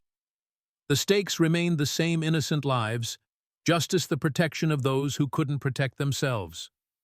It was the kind of mission the Brotherhood had been created for, the purpose that gave meaning to their continued existence decades after their wars had officially ended. As the lights of the hospital appeared ahead, Sarge made his decision. They would not retreat. They would not surrender this field to men like Ray Dawson. The Brotherhood would stand its ground, protecting Hannah and Carla, while gathering the evidence needed to break the Dawsons' hold on Madison County. It was what Robert Miller would have wanted for his family, what any warrior would want for those left behind. And it was what Sarge had sworn to do long ago when he first put on a uniform, and again when he founded the Brotherhood, to defend the defenseless, to fight the battles others could not or would not fight. Tomorrow would bring conflict, perhaps violence. But tonight, as he parked his motorcycle and headed inside to brief his men, Frank Sarge Harmon felt the familiar clarity of purpose that had guided him through a lifetime of service. The Brotherhood would not fail. Not this time. Not these people. It was a promise he intended to keep. Dawn broke over the Pinewood Motel with the quiet stillness that precedes decisive action. Sarge stood at the window of room 13 watching as the first rays of sunlight illuminated the mountains to the east. He hadn't slept. The night had been spent coordinating security rotations, processing intelligence from Snake's investigations, and planning for the transfer of Carla and Hannah from the hospital. Wolf entered, bringing the crisp morning air with him. "Perimeters secure. No activity through the night. Doc just radioed from the hospital. They're preparing for discharge now. Sarge nodded, his gaze still fixed on the distant peaks. Bear and Hawk will handle transport. They'll take the long route, avoid the main roads. You expecting trouble? Count on it. Sarge turned from the window. Ray and his people were at the hunting cabin until nearly midnight. 5 vehicles, at least 7 men. They're mobilizing resources. Wolf's expression hardened. For a woman and child. For what they represent. A challenge to their authority. People who've held power unchecked for generations don't surrender it easily. The room had been transformed overnight into a tactical operations center. Maps covered one wall detailing the surrounding area, potential ambush points, evacuation routes. A table held communication equipment, radios, a police scanner, the motel's landline phone. Weapons were discreetly placed, but readily accessible legal firearms owned by licensed veterans, but effective nonetheless. Sheriff called 20 minutes ago, Wolf reported. Ray filed a complaint this morning claiming Brotherhood members threatened him, stole a firearm from his home, demanded our arrest. Sarge's expression didn't change. Tom's response said he needs more evidence, witnesses, essentially stonewalling. He can't hold that position indefinitely. The Dawsons have influence beyond this county. Wolf nodded agreement. Snake's working on that angle. Says he's found something that might change the equation. As if summoned by his name, Snake entered the room carrying a thick manila envelope. The former intelligence officer looked tired but energized, the familiar intensity of a man who had uncovered valuable information. Phillips came through, Snake announced, spreading documents across the table. These are copies of reports he's been compiling for 2 years. Workplace safety violations at the mine, environmental contamination, potential criminal negligence. Sarge examined the papers, noting official letterheads, inspection dates, signature blocks. Why haven't these been acted on? They have. Phillips submitted everything through proper channels. Each time the complaints mysteriously disappear or are determined to be unfounded by investigators who happen to be friends with the Dawson family. The corruption runs deeper than Ray, Wolf observed. Much deeper, Snake confirmed. The mine has been dumping toxic waste into the watershed for years. Workers who've gotten sick have been paid off or intimidated into silence. 3 who threatened to go public died in accidents. Sarge absorbed this information, understanding now why the Dawsons had reacted so aggressively to the Brotherhood's intervention. It wasn't just about Ray's violence or wounded pride. It was about maintaining the system of control that protected their criminal enterprise. Where's Phillips now? Waiting for us at his office. Says he has more documentation, including financial records linking the Dawsons to accounts in the Cayman Islands. This changes the battlefield, Sarge said after a moment of consideration. We're no longer just protecting Carla and Hannah. We're taking on the entire Dawson operation. Wolf exchanged glances with Snake. That's a significant escalation, Sarge, beyond our usual mission parameters. Is it? Sarge turned to face them fully. The Brotherhood exists to protect those who can't protect themselves, to stand against bullies and corruption, to finish the job we started when we put on the uniform. The 3 men fell silent, each contemplating the implications. They had come to Madison County for a simple intervention in a domestic violence situation. Now they found themselves confronting systemic corruption that had poisoned an entire community for generations. There's more, Snake said, pulling out a folder from his briefcase. Phillips had this tucked away. Documentation from Robert Miller himself. He was building a case against the Dawsons before he re-enlisted and got sent to Grenada. Sarge took the folder, examining the neatly organized reports inside. Water samples, soil tests, photographs of illegal dumping operations. Robert Miller had been thorough and methodical in gathering evidence against his former employers. Did Carla know about this? Snake shook his head. Phillips says no. Miller kept it quiet to protect her. Was planning to take it to federal authorities after his deployment. which means she might have more evidence without realizing it. Personal effects, documents, things Ray might have been searching for all this time. Before they could pursue this line of thought, the radio on the table crackled to life with Bear's voice. Package secure and in transit. ETA 30 minutes. Sarge acknowledged the transmission. Carla and Hannah were on their way. The next phase was beginning. Snake meet with Phillips. Get everything he has. Wolf coordinate with the motel team. I want a full security briefing when Carla and Hannah arrive. He checked his watch. I'll contact Tom, update him on what we've found. As the men moved to their assignments, Sarge felt the familiar clarity that came with decisive action. The mission had evolved, but the objective remained the same: protect the innocent, confront the guilty, restore justice where it had been denied. The sheriff arrived at the motel just as Bear's truck pulled into the parking lot. Tom Miller looked tired, the lines in his face deeper than the day before. He nodded to Sarge as they both watched Bear and Hawk escort Carla and Hannah from the vehicle to room 14. Ray's filing complaints against you with the state police, the sheriff said without preamble. Claims harassment, theft of property, intimidation. His uncle's calling in favors with the county commissioner. We've uncovered some interesting information about the Dawson family business, Sarge replied. Might explain their aggressive response. Don't tell me. I don't want to know officially. The sheriff removed his hat, running a hand through thinning hair. But if this is what I think it is, you're picking a fight with people who have connections all the way to the governor's office. Would those be the same people who've been burying reports of toxic dumping at the mine, or the ones covering up workplace deaths? The sheriff's expression confirmed Sarge's suspicions. You found Phillips. He found us. Seems he's been documenting the Dawson family's activities for years, building a case no one would prosecute. Until now. Sarge studied his old comrade's face. That depends on whether law enforcement in this county is part of the solution or part of the problem.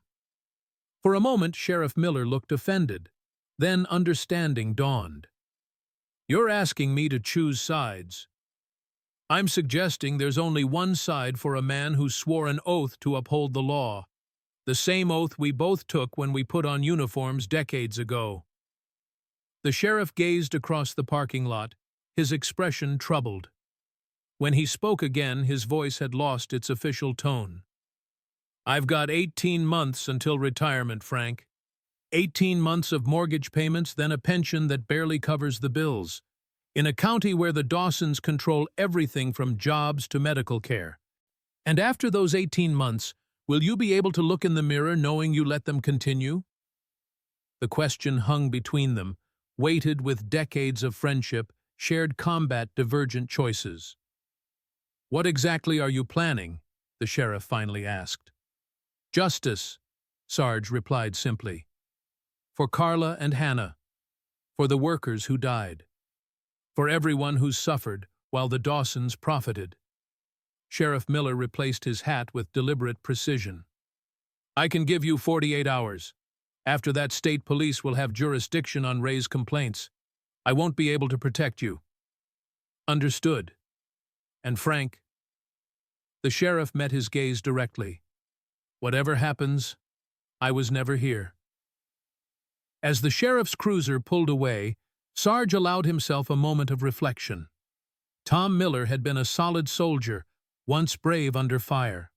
Civilian life had changed him, compromised him in ways Sarge couldn't fully condemn.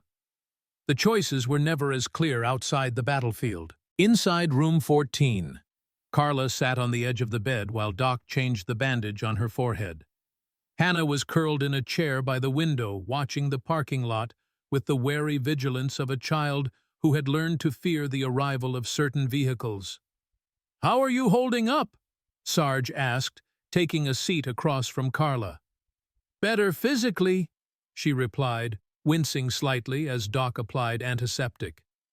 The pain medication helps, but... She glanced at Hannah. Sarge understood. The physical wounds would heal. The psychological ones would take much longer. We need to talk about next steps, he said carefully. About Ray, but also about the bigger picture. Carla's expression sharpened. What bigger picture? The Dawsons. Their control over this county. The crimes they've been committing through the mine. You know about that? Surprise flashed across her features, quickly followed by fear. We're learning. What do you know? Carla hesitated, glancing again at Hannah. Doc took the cue gently, suggesting Hannah might like to see the vending machines down the walkway. Bear volunteered to escort her, his massive frame, providing both physical and psychological security for the child. Once they had gone, Carla's posture changed. She sat straighter, her voice took on a harder edge. Robert discovered it first, before he deployed to Grenada. He worked at the mine briefly after his first army tour, found evidence they were dumping chemicals into the old shafts, contaminating the groundwater. Did he report it? Tried to. County environmental officer was Jeffrey Dawson's father at the time. The complaint mysteriously disappeared. Then Robert received a visit from Victor Dawson, warning him to mind his own business if he wanted to keep working in Madison County. So he rejoined the army instead, Sarge surmised. Carla nodded. He intended to come back, gather more evidence, take it to federal authorities. But then, her voice faltered, then Grenada happened. And years later you met Ray. At a support group for military families, she confirmed. I had no idea he was a Dawson. He used his mother's maiden name, Thompson. Seemed kind, understood what it meant to be a military widow raising a child alone. Until he didn't. 6 months in his true nature started showing.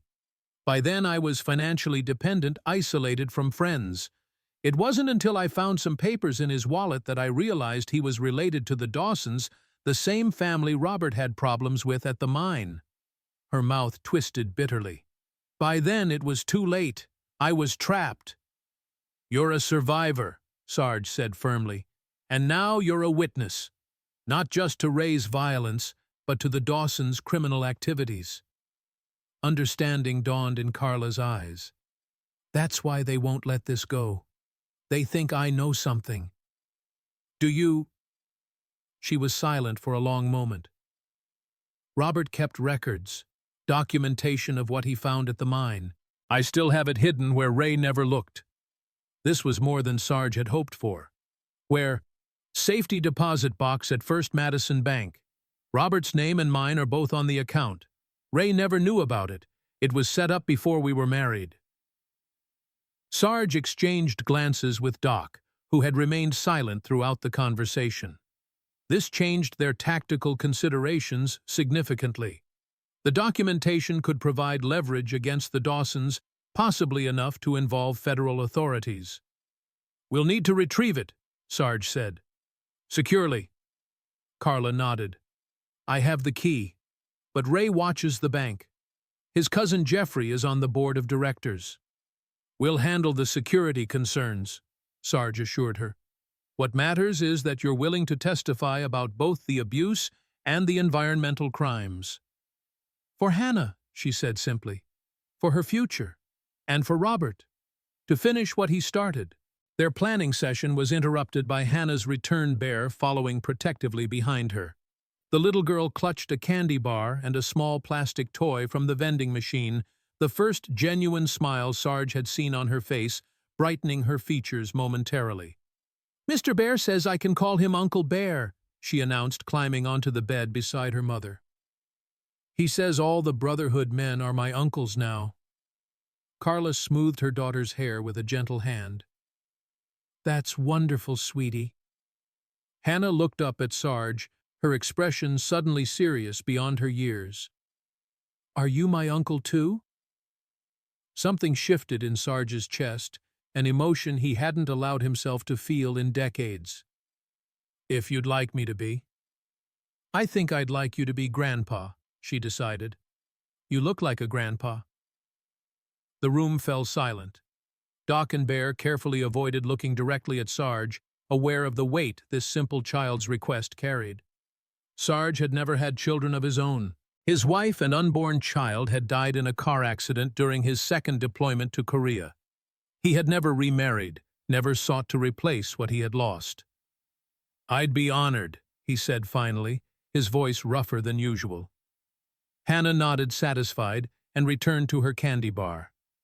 The moment passed, but something fundamental had changed in the room's atmosphere. The mission had become even more personal, if that were possible. Sarge stepped outside to gather himself, finding Wolf waiting by the railing. The younger veteran, though at 58 young, was relative in the Brotherhood, had the courtesy not to comment on Sarge's uncharacteristic emotion. "Snake's back," Wolf reported instead. Phillips delivered. Financial records, environmental testing data, witness statements. Enough to justify federal intervention. "Good. We'll need it for leverage. Carla has additional documentation in a safety deposit box. We'll need to retrieve it securely." Wolf nodded. "Bank's in town. Dawson's have connections there. High-risk operation. Plan it carefully. Small team civilian clothes, counter-surveillance measures. We execute tomorrow morning." As Wolf moved to comply, Sarge's radio crackled with Bear's voice from just inside the motel room. "Vehicle approaching. Black pickup, 2 occupants." Sarge turned to observe a familiar truck pulling slowly through the parking lot. Ray wasn't driving, he would be too smart for such a direct approach. But Sarge recognized Briggs at the wheel. The mine security chief was making a statement letting them know they were under surveillance. "Let them look," Sarge told Wolf. "We want them focused on the motel while we move on the bank." Wolf nodded understanding. Misdirection. Classic. Sometimes the old tactics work best. Sarge watched the truck complete its circuit of the parking lot and exit onto the highway. "Have Snake contact Phillips. See if he can arrange a federal marshal to take custody of the evidence once we've secured it all." The pieces were falling into place. A plan was forming that would not only protect Carla and Hannah, but potentially bring down the corrupt system that had allowed Ray and his family to operate with impunity for generations. As the day progressed, the Brotherhood maintained their security rotation at the motel while planning the bank operation. Snake coordinated with Phillips, arranging for a federal environmental crimes investigator to meet them the following evening at a location outside the Dawsons' sphere of influence. Doc stayed with Carla and Hannah, monitoring Carla's injuries and providing quiet support to both. The black pickup made 3 more passes during the day, different drivers each time, but the same message we're watching. Let them watch, Sarge thought. Let them focus on the obvious target while the real operation unfolded elsewhere. Night fell over the Pinewood Motel, the mountains disappearing into darkness. The Brotherhood tightened their security perimeter, adding infrared sensors borrowed from a member's hunting equipment to detect movement around the property. Sarge took the first watch himself, positioned in room 13, with a clear view of the parking lot and the approach road. Around midnight, Snake joined him bringing coffee and the final operational plan for the bank. They reviewed it together, identifying contingencies, escape routes, communication protocols. The former intelligence officer had been thorough as always. "Phillips says the federal investigator will meet us at the ranger station in Bitterroot National Forest," Snake reported, "outside county lines beyond the Dawsons' immediate influence." "Good. Once we have the documentation from the safety deposit box, we move Carla and Hannah there as well. Federal protection." Snake hesitated before asking the question Sarge knew was coming. "And Ray, the Brotherhood doesn't usually leave business unfinished." "Ray will face justice," Sarge replied, his tone making it clear he wouldn't elaborate further. The night passed without incident, the black pickup making only one appearance around 2 a.m. Its driver clearly surprised to find Bear's massive silhouette casually visible in the parking lot, a not-so-subtle message that the Brotherhood remained vigilant. Morning brought clear skies and the crisp mountain air that made Montana summers bearable. Wolf and Snake prepared for the bank operation, changing into civilian clothes that wouldn't draw attention in town. Carla provided the safety deposit box key, and detailed instructions on its location. "Remember, it's a small metal lockbox inside the safety deposit box," she told them. Robert was careful. The documentation is organized chronologically with his notes on where each sample was taken, which chemicals were present. "We'll secure it all," Wolf assured her. "You and Hannah stay here with Doc, Bear, and Hawk. Sarge will coordinate from room 13. As the two men prepared to depart in Elaine's borrowed truck, Sarge pulled Wolf aside for a final instruction. "If you encounter Ray or any Dawsons, withdraw immediately. The documentation is the priority, not confrontation." Wolf nodded, understanding. Clean extraction. No engagement. The bank operation proceeded with military precision. Wolf and Snake arrived separately, entered at different times, maintained casual postures that wouldn't draw attention. The safety deposit box was accessed without incident, its contents secured in an unassuming briefcase. They departed separately, regrouped at a predetermined location, and confirmed the documentation was intact. Robert Miller was thorough, Snake reported over the secure radio. Water and soil samples, chemical analysis reports, photographs of dumping activities, witness statements, all dated and notarized. "Return to base," Sarge instructed. "We'll prepare for Phase 2. The successful retrieval marked a turning point in their operation. With both Phillips' documentation and Robert Miller's evidence, they had enough to justify federal intervention regardless of local corruption. The Dawsons' decades of environmental crimes and cover-ups would finally be exposed. But Sarge knew the most dangerous phase was yet to come. The Dawsons wouldn't surrender their power without a fight. Ray in particular would see Carla's cooperation with authorities as the ultimate betrayal. He would come for her and for Hannah before allowing them to testify, which was exactly what Sarge was counting on. The Brotherhood reconvened at the motel, the evidence secured in room 13. Wolf and Snake provided a detailed report on the bank operation, while Doc updated them on Carla's improving physical condition. Hawk had taken Hannah for ice cream at the small shop across the highway, accompanied by Bear, a brief moment of normalcy for a child whose world had been anything but normal. "We move them tonight," Sarge decided. "After dark. The ranger station is 40 minutes by back roads. Federal Marshal will meet us there at 2200 hours. The men nodded agreement, but the atmosphere in the room had changed. There was an unspoken question hanging in the air, one that Snake finally voiced. "And the countermeasure for Ray.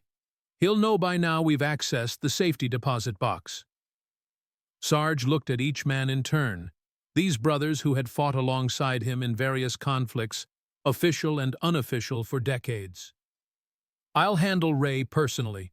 The rest of you focus on getting Carla, Hannah, and the evidence to federal protection." "Alone?" Doc questioned. "That's not how the Brotherhood operates, Sarge." "It is in this case. Ray is coming for them. He'll expect us to flee to focus on protection. He won't expect me to be waiting for him."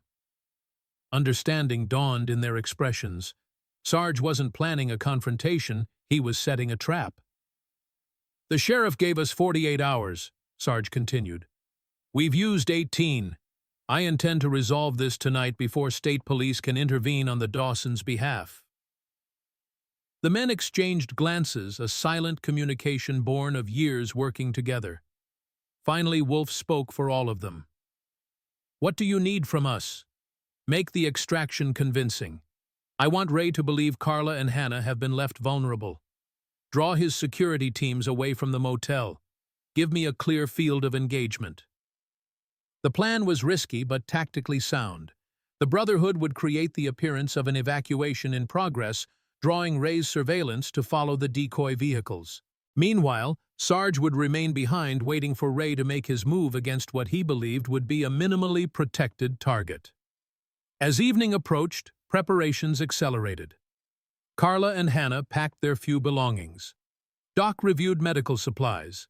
Bear and Hawk secured the vehicles. Snake established communication protocols with the federal marshal waiting at the ranger station. Through it all, Sarge maintained a calm exterior, that belied his internal focus. He was returning to the mindset that had served him through numerous combat operations, the clarity of purpose, the tactical awareness, the controlled aggression that had kept him alive when others had fallen. Hannah approached him as he checked his equipment one final time. The little girl watched him with solemn eyes, clutching the small toy Bear had bought her from the vending machine. "Are you coming with us to the forest place?" she asked. Sarge crouched down to her level, his knees protesting the motion. "Not right away. I have something important to finish first, but I'll join you there soon." She studied his face with that penetrating gaze children sometimes possess, seeing beyond adult pretenses. "You're going to stop Ray, aren't you? So he can't hurt us anymore." "Yes," Sarge answered honestly. There was no point lying to this child, who had already seen too much of life's darker realities. Hannah nodded, accepting his answer. Then, unexpectedly, she threw her arms around his neck in a fierce hug. "Be careful, Grandpa," she whispered. "I just found you. I don't want to lose you too." The simple words pierced Sarge more deeply than any bullet ever had. He returned the embrace carefully, aware of his own strength against her small frame.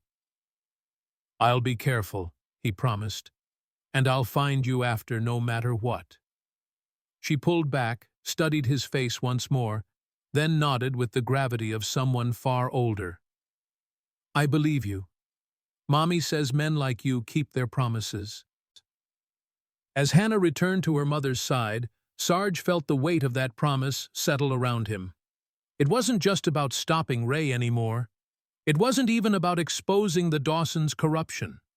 It was about ensuring Hannah and Carla had a future free from fear, a chance at the life Robert Miller had wanted for them. Darkness fell completely by 9 o'clock. The operation began with precision timing. 2 vehicles departed the motel in a deliberately conspicuous manner, lights on engines gunning. Bear drove the first with Doc and Wolf as passengers. Hawk took the second with Snake riding shotgun. Both headed in the direction of the ranger station, but would take separate routes designed to split any pursuit. From his observation point, Sarge watched 3 vehicles pull away from their surveillance positions to follow. The trap was set. Now he waited for Ray to take the bait. Carla and Hannah remained hidden in room 14, its curtains drawn lights off. The plan called for them to remain absolutely silent until Sarge gave the all-clear. Then they would depart in Elaine's truck, which had been concealed behind the motel's maintenance shed. The night deepened. Stars emerged in breathtaking clarity above the Montana mountains. Sarge maintained his position patient, as only a seasoned hunter could be. Minutes stretched into an hour. The radio remained silent, indicating the decoy vehicles were successfully leading Ray's people away from the motel. At 11:17, headlights appeared on the approach road. A vehicle moving slowly, lights dimmed. Not the black pickup this time, but a dark-colored SUV. It pulled into the far end of the parking lot and stopped. 3 men emerged, moving with the deliberate stealth of those trying to avoid detection. Even in the dim light, Sarge recognized Ray's silhouette. The other 2 were unknown, but their movements suggested military or police training. They approached room 14 from different angles, using the parked cars for cover. Sarge allowed them to get within 20 feet of the room before he acted. He triggered the pre-positioned floodlights installed that afternoon, bathing the parking lot in sudden, blinding illumination. The 3 men froze momentarily, blinded and exposed. Sarge's voice carried clearly in the night air, amplified by the portable speaker system Wolf had set up. "That's far enough, Ray." Ray recovered quickly, squinting against the light to locate its source. "Harmon, where's Carla? Where's my property?" "Safe, beyond your reach." Ray laughed, a harsh sound devoid of humor. "Nothing's beyond my reach in this county, old man. You're trespassing on private property. These gentlemen are licensed security officers here to remove you." "Licensed to kill Ray, like the 3 miners who threatened to expose your family's toxic dumping, or Robert Miller who gathered evidence before his convenient deployment to Grenada." The accusation hung in the air. Ray's companions exchanged uncertain glances. "I don't know what you're talking about," Ray called back, but his voice lacked conviction. "We have the documentation, Ray. All of it. Robert's evidence from the safety deposit box. Phillips' reports. Financial records showing offshore accounts where your family hid the profits while poisoning this valley." Ray's posture changed aggression, replacing uncertainty. "You're lying. There's nothing in any safety deposit box." "Then why are you here? Why the surveillance? Why threaten a woman and child unless you're afraid of what they know?" One of Ray's companions leaned in, whispered something. Ray shook him off angrily. "Shut up! I know what I'm doing." "Do your friends know?" Sarge pressed. "Do they know they're accessories to environmental crimes, to assault, to murder?" The second man took a step back. "Ray, what's he talking about? You said this was about your girlfriend stealing from you." "He's lying," Ray snapped. "He's a delusional old man playing soldier." Sarge maintained the pressure. "Federal authorities have the evidence now, Ray. It's over. The only question is how many people you drag down with you." The first man was backing away now, too. "I didn't sign up for this, Ray. Union protection is one thing. Federal charges are something else." "Cowards!" Ray snarled, reaching beneath his jacket. The movement was fast, but predictable. Sarge had anticipated this moment, had positioned himself accordingly. The gunshot echoed across the parking lot, startlingly loud in the night air. Ray staggered, clutching his shoulder. The pistol he had drawn clattered to the pavement. His companions fled, scrambling back to the SUV and peeling out of the parking lot with a screech of tires. Sarge emerged from his position, approaching Ray with measured steps. The younger man glared up at him, hatred burning in his eyes despite the pain. "You shot me," he gasped. "That's assault with a deadly weapon. You're finished." "Self-defense," Sarge corrected calmly. "You drew first, and there's a witness." Sheriff Miller stepped from the shadows at the edge of the parking lot, his expression grim but determined. "He's right, Ray.